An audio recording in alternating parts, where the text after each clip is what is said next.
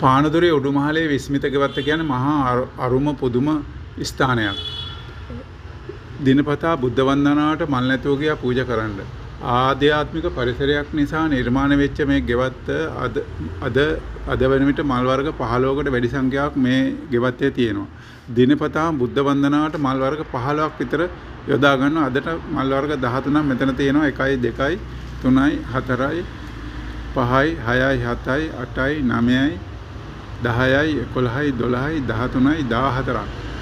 මෙතන මල් වර්ග 14ක් තියෙනවා. බුද්ධ වන්දනාව සෑමදාම මේ විදිහේ උදේට හවසට බුද්ධ වන්දනාව කරනවා. මේ වගේ මල් ආසනේ මේ විදිහට සැරසෙනවා පානදුරේ උඩුමහලේ ගෙවත්තේ.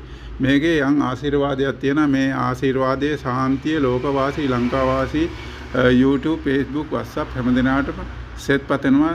හැමදෙනාටම නිරෝගී චිරජීවනයේ උදා වේවා ප්‍රාර්ථනා කරනවා. සාදු සාදු.